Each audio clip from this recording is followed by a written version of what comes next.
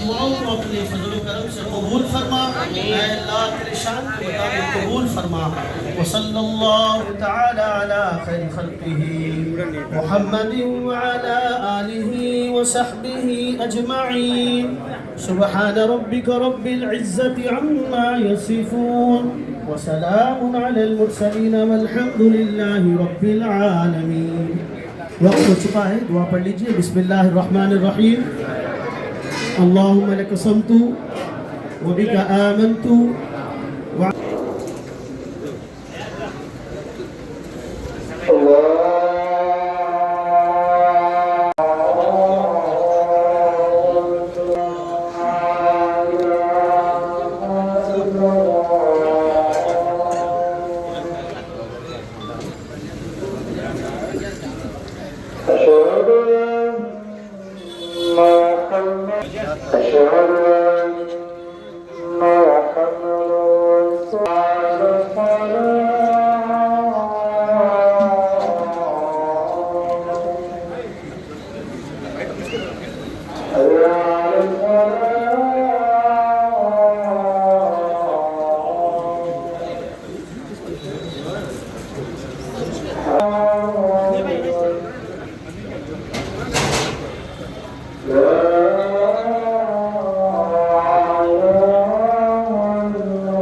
మసీదుని పునఃప్రారంభించుకోబోతా ఉన్నాం, మంచిగా నిర్మాణం చేసుకోబోతా ఉన్నాం అని అంటే నేను ఆ రోజు మాట ఇచ్చాను.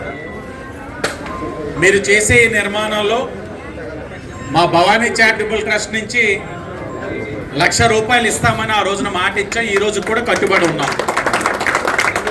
నేను ₹1,00,000 చెప్పిన వెంటనే సోదరులు నక్కాదేవి గారు వచ్చి నేను 50,000 ఇస్తానని చెప్పి నక్కాదేవి గారు కూడా చెప్పారు. మరొక సోదరులు అల్సమీర్ గ్రూప్ అధినేత అబ్దుల్లా గారు కూడా నేను ఇంకొక 50,000 ఇస్తామని చెప్పి ఆయన కూడా ముందుకు రావడం జరిగింది. కాబట్టి మీరు నిర్మాణం ఎప్పుడు మొదలు పెడితే అప్పుడు మీకు ఏ సమస్యలు లేకుండా నిర్మాణం ప్రక్రియలో కూడా అన్ని విధాలుగా కూడా ఇక్కడ మా అందరి యొక్క సహకారం ఉంటుంది. మంచిగా నిర్మాణం రంజాన్ అయిన తర్వాత మొదలు పెట్టుకోవాలని మిమ్మల్ని కోరుకుంటూ ఈ రోజున తెలుగుదేశం పార్టీ మీ యొక్క అభివృద్ధికి, మీ యొక్క మత విశ్వాసానికి కట్టుబడి ఉంది. ఈరోజు రంజాన్ మాసానికి ముందరే వాటర్ లైన్ మసీదు ఉంది 43వ వార్డులో. ఆ వాటర్ లైన్ మసీదులో 15 లక్షలు పెట్టి నేను ఆ మసీదు లోపల షెడ్ నిర్మాణం పూర్తి చేశానని మీ అందరికీ గర్వంగా చెప్తా ఉన్నాను. అలాగే ఇక్కడే రఫీక్ గారు ఉన్నారు, ఆడితోట మసీదు, ఆయన యొక్క మసీదు బయట షెడ్ వేసుకోవడానికి 5 లక్షలతో మరలా మేమే భవానీ చారిటబుల్ ట్రస్ట్ ద్వారా నిర్మాణం చేసామని కూడా ఈ సందర్భంగా తెలియజేస్తా ఉన్నాం. అలాగే బత్తిన్ నగర్లో మసీదు ఉంది, అక్కడ కూడా 2 లక్షలతోటి షెడ్ నిర్మాణానికి రంజాన్ అయినట్నే ప్రారంభించుకోబోతా ఉన్నామని కూడా మీకు ఈ సందర్భంగా తెలియజేస్తా ఉన్నాం. అలాగే నారాయణపురం మసీదులో మహిళలు ఇస్తిమా చేసుకోవడానికి చాలా ఇబ్బందిగా ఉందంటే సుమారు 9 లక్షలతో నారాయణపురం మసీదులో కూడా చేయవలసిన కార్యక్రమం కూడా రంజాన్ అయిన తర్వాత మా భవానీ చారిటబుల్ ట్రస్ట్ ద్వారా చేస్తా ఉన్నాం. ఇవన్నీ మీకు ఎందుకు చెప్తున్నాము అంటే ఉర్దూ అకాడమీ అన్నది ఉంది గోకవరం బస్ స్టాండ్ దగ్గర.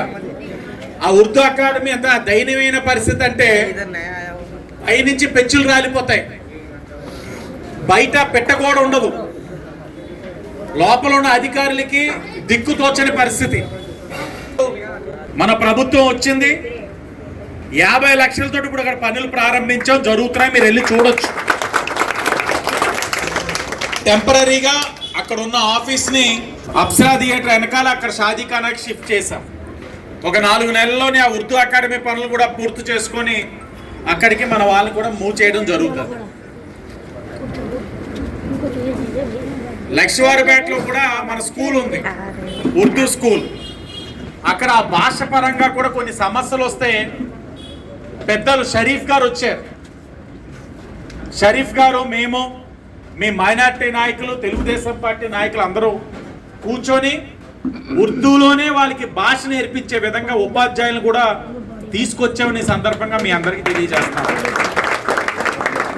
ఎక్కడైనా సరే మీ మనోభావాలు దెబ్బతీయకుండా మత సామరస్యాన్ని గౌరవిస్తూ ముందుకు తీసుకెళ్తా ఉన్నాం.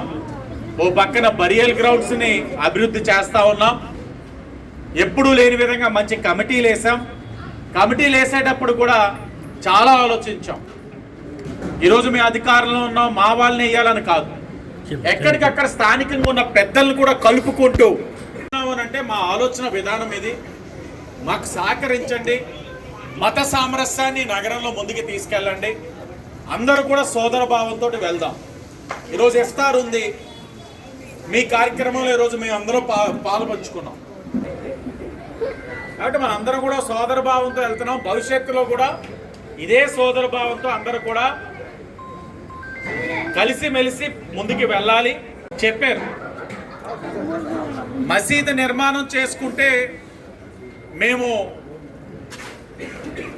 ప్రార్థన చేసుకోవడానికి కాసంత ఇబ్బంది ఉండొచ్చేమో, పక్కన ఖాళీ సైట్ ఉంది, ఏం చేద్దామని అడిగారు ఆయన.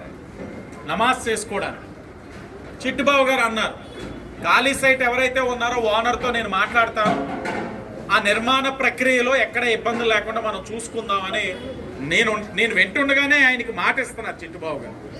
అంటే మీరు ఏది అడిగినా స్పందించి తక్షణమే చేసే వ్యక్తులు ఉన్నారు, ఉపయోగించుకోండి, అందరం కలిసిమెలిసి అభివృద్ధి చెందుదామని చెప్పి మీ అందరికీ తెలియచేస్తూ మరొక్కసారి అందరికీ కూడా రంజాన్ శుభాకాంక్షలు తెలియచేసుకుంటూ